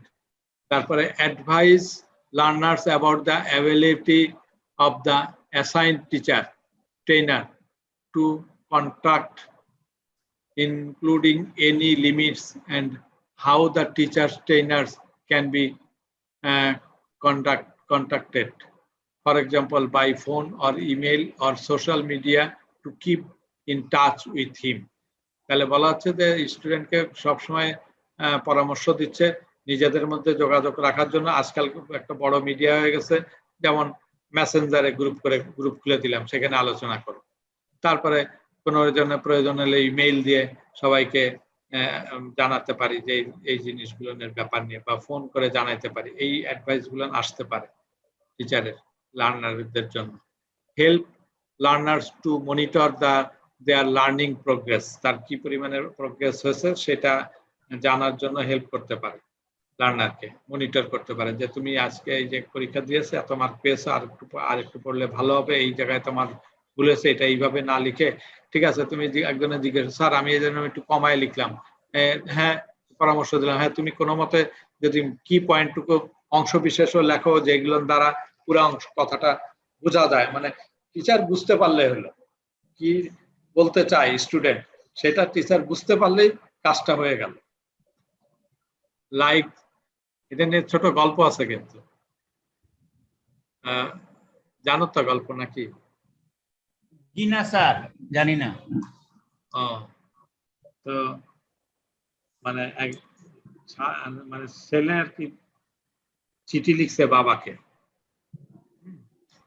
বাবার কাছে চিঠি লিখছে টাকা চেয়ে। টাকা যে চিঠি লিখতে যে চিঠির ভাষায় অনেক উল্টাপাল্টা, তার তো অত লেখাপড়া ভালো জানে না, লিখছে মানে এমন ভাবে লিখছে তাতে অনেকে তার সেন্টেন্স সঠিক হয় নাই, আমি সংক্ষেপে কথাটা বলছি, সুন্দরভাবে সেন্টেন্স লিখতে পারেনি, সঠিক হয় নাই, তখন ওর বাবা বলছে এই তুই কি লিখছিস, কিছুই বোঝা যায় না, তোর হাতের লেখার এই অবস্থা আর ভাষার যে ভাষা জ্ঞান তার যে অবস্থা, তোর যে তুই কি লেখাপড়া করিস। তো বলছে যে বাবা আমি তো তোমার কাছে যে জিনিস চেয়েছি টাকা, টাকা চেয়েছি, এটা কি তুমি বুঝতে পেরেছো? বলে হ্যাঁ সেটা তো বুঝতে পেরেছি। তার বলে যে তাই বুঝতে পারলেই হবে, মানে আমি যা চাই সেটা আমি বুঝাইতে পারলাম কিনা, আমার ভাষা ঠিক থাকুক আর যাই থাকুক না কেন সেটা ঠিক থাকলেই চলবে। বিষয়টা হয়ে গেছে এইরকম, হ্যাঁ, যে আমার সেন্টেন্স সঠিক হোক আর না হোক, আমি কথা কি লিখেছি সেটাও পুরোপুরি বোঝা যায়, মানে সম্পূর্ণভাবে শুদ্ধ না হোক, বোঝার মতন হইলেই হলো। তাহলে এখানে তোমাদের কথাটা এরকম যে যেটুকু ভাবে লিখলে মোটামুটি জানি টিচার বুঝতে পারে, কারণ সামান্য মতো বুঝতে পারলে টিচার তোমাকে মার্ক দিবে। সো এই জন্য এই ব্যাপারেও খেয়াল রাখতে হবে যে লার্নার তোমাকে হেল্প করবে যে এইটুক না এইটুক লেখো, এইভাবে লেখো। যেমন প্রশ্ন করলে উত্তর দিলে তখন যেভাবে বললাম যে না ঠিক আছে জব প্রোফাইল কি বলবো, তাহলে তুমি উত্তর দিয়েছো স্যার খুব সংক্ষেপে যেটা বলছো যে সেটা কি বলছো ওয়ার্ক ডেসক্রিপশন। তো তুমি যদি ওয়ার্ক ডেসক্রিপশনও লেখো তাহলে কিন্তু তোমাকে মার্ক দিতে বাধ্য। বুঝাতে পেরেছি কথাটা? ছোট করে লেখার চেষ্টাটা করতে পারো, যখন তুমি বুঝতে পারো তখন ছোট করে লেখা যায়। Yes, sir. Link the learning output or outcome to learner's experience. Learner experience অনুযায়ী তার লার্নিং আউটকামটার সঙ্গে লিঙ্ক করে দেওয়া। গিভ ইফেক্টিভ ফিডব্যাক, তাকে ইফেক্টিভ ফিডব্যাক দাও। Motivate learners to keep them life long learning, তাকে লাইফ লং লার্নিং এর দিকে নেওয়ার জন্য মোটিভেট করা। লাইফ লং লার্নিং কিভাবে? আমাকে লাইব্রেরি ওয়ার্ক করতে হবে, গুগলে যাইতে হবে, ইউটিউবে যাইতে হবে, তাহলে সেগুলো আসতে পারে লাইফ লং লার্নিং এর জায়গায় আসতে পারে। Encourage learner to learn from each other, এই যে একজন আরেকজনের কাছে শিক্ষা গ্রহণ করতে পারে। এই যে একটু আগে যেমন বললা যে একজনে আলোচনা করলো আরেকজন সেখান থেকে জানতে পারলাম। সো এইভাবেও মানে কাজটা করতে পারি। তা আমরা এখানে অনেকগুলো পয়েন্ট রেখেছি, সবগুলো পয়েন্ট আর এত ডিটেলস তো লেখার সময়ও পাবো না, সুযোগও পাবো না। আমরা একবার স্টাডি করেছি, দেখেছি, এর মধ্যে যে কটা পয়েন্ট একটু মনে থাকে, 4-5টা পয়েন্ট যদি নিজের ভাষায় লিখতে পারি দ্যাটস ওকে। অনেকগুলো কথা বুঝেছি, নিশ্চয়ই আমরা 4-5টা কথা নিজের ভাষায় লিখতে পারবো। এই চেষ্টাটা আমাকে অর্জন করতে হবে, এই এক্সপেরিয়েন্সটুকু আমাকে অর্জন করলেই হবে। তাহলে মোটামুটি আমরা কিন্তু আলোচনা করেছি 4 এবং 5, তার মধ্যে আমরা দেখেছি 1.4-এই বেশি 3-4টা স্লাইডের বিষয় আছে, যেটা আমার কলিগের কথা আসছে, ক্লায়েন্টের কথা আসছে, তার জন্য যে ফিডব্যাকের বিষয় আসছে, সেই জায়গাগুলো আমরা 3-4টা স্লাইড দেখেছি। আর 1.5 এর মধ্যে লার্নারকে ইনসিস্ট করার ব্যাপারে যে জায়গাটা আসছে, সেখানে টিচারের রোলটা কি, সেটাই একটা ইম্পর্টেন্ট জিনিস। এছাড়া এই জায়গায় আর কিছু নাই। তাহলে আমরা গোছায় আনলাম কিন্তু, কারণ আস্তে আস্তে যে জায়গাটুকু আমার বেশি একটু স্টাডি করতে, কারণ আমার তো আলটিমেট ডেস্টিনেশন যে আমি যে রিটেন পরীক্ষাটা যদি ভালো করতে পারি, তাহলে সেই জায়গাগুলো আমাকে গোছায় আনতে হবে। হ্যাঁ, আলোচনা করেছি সব বিষয় নিয়ে কিছু কিছু, তারপরে আমরা যতটা পড়বো, কারণ আমি যখন মুখে যে কথাগুলো বললাম, আমি যদি একটু গো থ্রু করি আমাদের মানে সিবিএলএম এর মধ্যে, তাহলে আমরা দেখতে পাবো যে অনেক কিছু আমরা এখান থেকে জানতে সক্ষম হয়েছি। নিজের মতন করে প্রস্তুত করেছি, সেই জন্য নোট ছোট ছোট করে নোট করে নিয়ে আসছি। নোট যত করতে পারবো তত রেসপন্স ভালো করতে পারবো। স্যার যখন আমরা সিভিএলএম পড়বো স্যার, যদি কোনো প্রবলেমে পড়ি স্যার, তখন কি আমরা জিজ্ঞেস করতে পারবো স্যার? এই যে একটু বললে ভালো। হ্যাঁ হ্যাঁ, অবশ্যই অবশ্যই মেনশন করলে আমরা সেটা নিয়ে আলোচনা করব, সেটা তো উদ্দেশ্য। তাহলে নোট করে রাখবো স্যার পয়েন্টগুলো, তারপরে হ্যাঁ হ্যাঁ, নোট করে রাখবা, জানাবা, ডিসকাস করবা। আমার এই দেখো, এই যে আমরা যারা এখানে আছি তারাও তোমাদের মধ্যে এখানে অনেক উত্তর দিতে পারবে। তুমি একটা প্রশ্ন করে দেখো, বলে দেখো, আমি তো দেখছি এর মধ্যে অনেক ছেলে মেয়ে আছে, তোমরা অনেক এক্সপার্ট, হ্যাঁ, অনেক কিছু ইতিমধ্যে অর্জন করে ফেলেছে। এটা এখন পর্যন্ত স্যার ওরকম হয় নাই, কিন্তু পরবর্তীতে যদি হয় স্যার তারপরে। হ্যাঁ ইনশাআল্লাহ। আর কিছু কিছু জিনিস আমরা তোমাকে দেওয়ার চেষ্টা করেছি, যে ইউটিউবে লিংক দিয়েছি, সেখানেও দেখবা যে ওই সাবস্ক্রাইব করে রাখো পারলে। হ্যাঁ, সাবস্ক্রাইব করলে যখন নতুন যে আমরা এটাকে আপলোড করি, তাহলে সেটা তোমার কাছে চলে যাবে। স্যার আমি আপনার চ্যালেঞ্জ স্যার আরো 2 মাস আগে থেকে স্যার সাবস্ক্রাইব করে দেখছো রাখছি স্যার। আছে না আর সেখানে কিছু কিছু বোঝার আছে তো জি স্যার, নাকি? জি স্যার, স্যার গোবিন্দ যে ছিল না স্যার, হ্যাঁ হ্যাঁ উনি হ্যাঁ, আমাদের কলেজে ছিল, উনি আমাকে বলছে যে স্যার লিখতে শেয়ার করেছে, রাইট তারপর আমরা রাইট। এবং শুধু তারা এখানে লেখাপড়া করেনি, এরা কিন্তু গান বাজনাও করেছে। তোমাদের কাছে জি একদিন স্যার। একটা গান শুনতে পারলাম না, একটা গীত শুনতে পারলাম না। বলো আজকে একটু বলো, কে একটু গান শোনাবা না কবিতা আবৃত্তি করবা, কে কি করবা বলো দেখি, শুনি। তোমাদের তোমাদের অনেক প্রতিভা আছে, একজন একটু বলো। শামিমা বলো, কি তুমি গান শোনাবা কাউকে নাকি? স্যার আমি গান গাইতে পারি না, আমাদের আনন্দই পারে সুন্দর আনন্দি গান কই? গায়। আনন্দি তো সব জায়গায় এক্সপার্ট, কই আনন্দি কই দেখি না, আজকে দেখতে পাচ্ছি না কেন? এই যে স্যার এই যে আছি আসো স্যার। আসো আসো, আনন্দি একটা গান শোনাও সবার উদ্দেশ্যে। ঠিক আছে স্যার। হ্যাঁ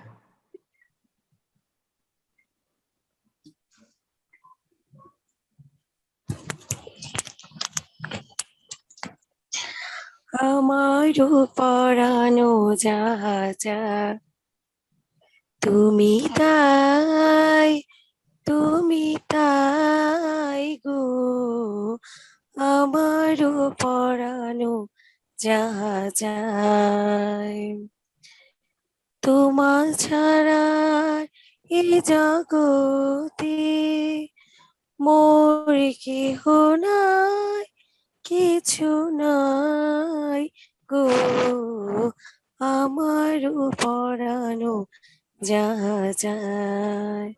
স্যার আজকে এতটুকু বলি, গলা ভেঙে গেছে স্যার। খুবই সুন্দর, চমৎকার গলা তোমার, কণ্ঠ রিয়েলি। এই Thank you সবাই একটু so হাততালি much. দাও, জোরে একটু Yes, sir. হাততালি দাও সবাই। So, সত্যি thank you so much. খুব ভালো লাগলো, অসম্ভব সুন্দর গলা তোমার। আহ, মানে আরেকদিন কিন্তু আরো বেশি পুরাটাই শোনাবো একদিন, আমরা অধীর আগ্রহে অপেক্ষা করছি। ঠিক আছে আনন্দি, খুব ভালো লাগলো। আর কে বলো? হ্যাঁ রহিমা, ঠিক কার কথা বলছো? রহিমা বলো, কার কথা বলছো? তুমি গাইবা? বলতেছি যখন আমরা সবাই একসাথে ক্লাস অ্যাটেন্ড করবো আপু তখন পুরোটা শোনাবে। আচ্ছা ঠিক আছে, শোনাবো, সমস্যা নেই। না ইনশাল্লাহ। আচ্ছা এখন তুমি কি শোনাবা নাকি রহিমা কিছু? রহিমা কিছু বলবা নাকি? গান কি, তুমি কি গান গাইবা রহিমা? ওর মতনই গাও, 3-4 লাইন গাও, অসুবিধা নেই। পুরাটা না শুনলাম, ওই সময় না শুনলাম পুরাটা, এখন একটু অল্প বিশেষ অল্প একটু শুনি।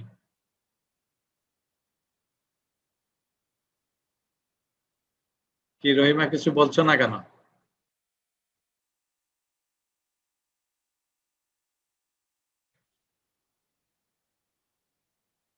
আচ্ছা আর কেউ বলবো, আর কেউ গাইবা কেউ? মোহনা কি বলে দেখি।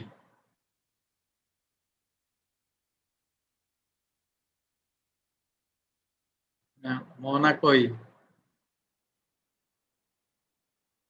স্যার আসসালামু আলাইকুম। ওয়ালাইকুম সালাম। কি একটা গান শোনাবা মহিন? স্যার আমি গান বলতে জানি না। তাহলে কি কবিতা আবৃত্তি? না স্যার সরি। না একটা কিছু কিন্তু করতে হবে, এরপরে সবাইকে কিন্তু প্রস্তুত থাকতে হবে। আমি হয় কবিতা আবৃত্তি, নালে কৌতুক, নালে গান। হ্যাঁ সবাই কিন্তু, আমরা তো আসছি সবাই এখানে, আমরা এখন ফ্যামিলি মেম্বারের মতন, সবাই সবাই বন্ধু, সবাই সবাইকে মানে সেইভাবে ফিল করি। তো সুতরাং আহ আচ্ছা রিমা কই? রিমা কোথায়? রিমা কই আছো? রিমা আক্তার, তুমি একটা গান গাও, তোমার প্রস্তাব আসছে গানের। স্যার অন্যদিন, আজকে তো স্যার আমার নেটের প্রবলেম হচ্ছিল, বারবার কেটে যাচ্ছিল, ইন্টারাপ্ট হলে তো স্যার।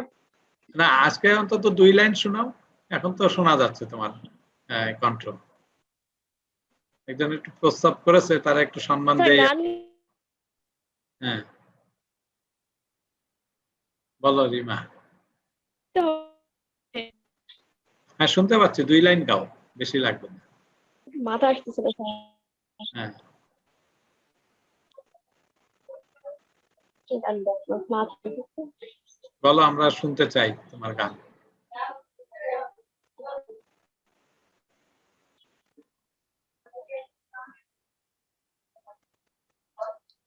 আচ্ছা স্যার।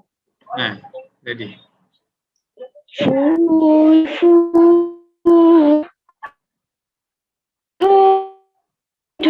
বহে কিবা মৃদুবাই, ফুলে ফুলে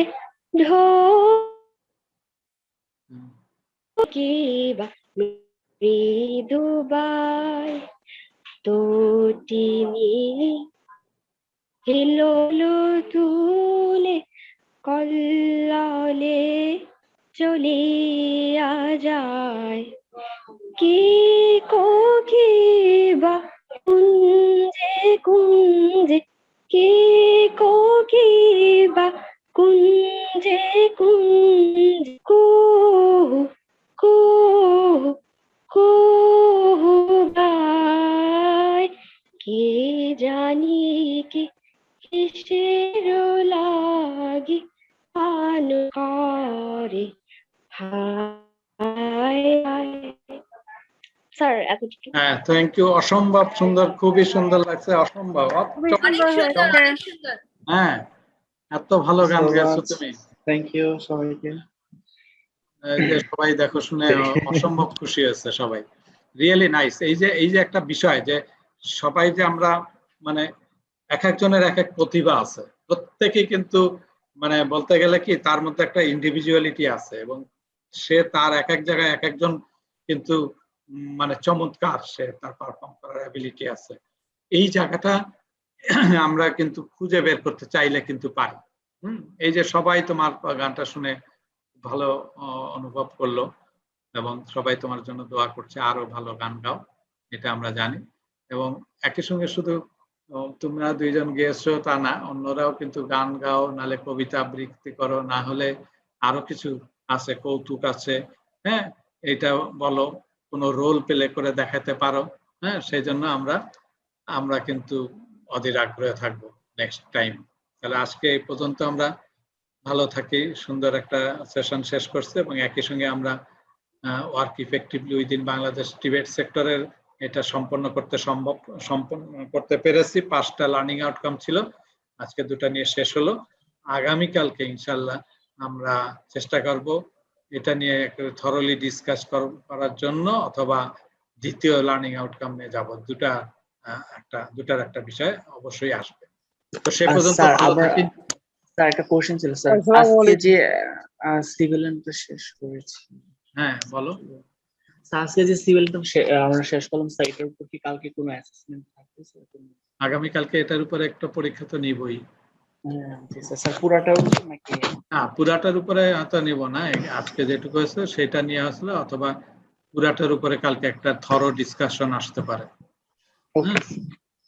যে কোথায় কোথায় প্রশ্ন আসতে পারে, কেমন প্রশ্ন হতে পারে, কিরকম কি উত্তর হতে হবে, সেটা আগে ডিসকাস করব, করার পরে যদি লাগে আবার পরীক্ষা নেব টোটালটার উপরে।